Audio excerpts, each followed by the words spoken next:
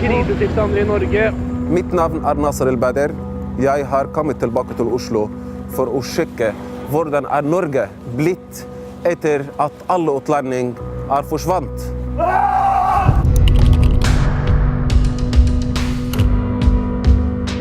Derfor sier Fremskrittspartiet nei.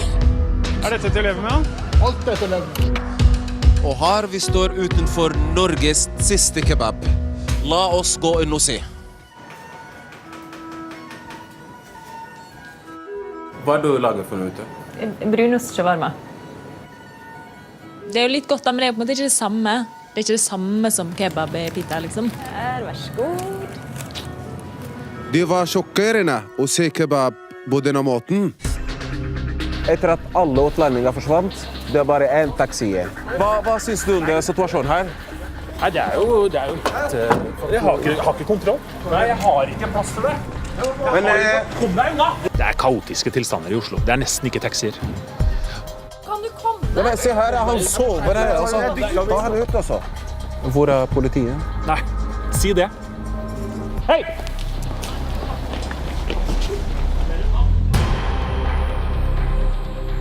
Nå skal du høre. De har kuttet halve politibudsjettet fordi de tenkte at utlendingene sto for mesteparten av kriminaliteten.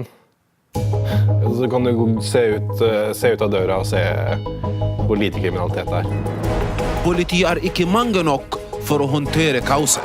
Det begynte å bli litt ampert her på torget nå. Hender det at det går en kulevakt? Ja, selvfølgelig. Til og med de som var mot utlendinger, de vil ha dem tilbake. Max Hermansen har stått i spissen.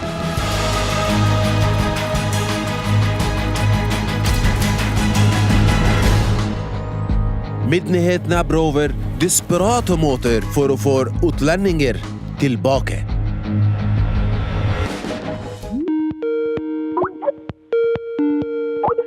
Yes, hello. This is the Norwegian negotiation team. My name is Øystein Førde, but they used to call me Pakkis Øystein. Hva var det du sa? Pakkis Øystein.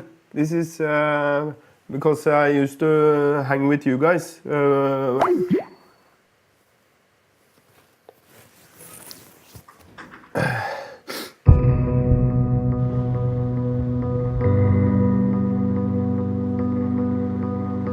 Nordmenn er lei og vil reise ut av landet. Men busstrikk og T-bane tar evigheter uten utlendinger.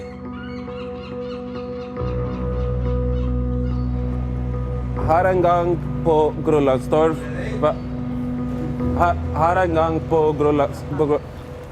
Her en gang på Grønlandstorv var eksotisk liv, masse folk. I dag er bare gåstavn. Slapp av, kamerat. Det er bare TV her. Det er ikke noe kebab. Fitt i helvete.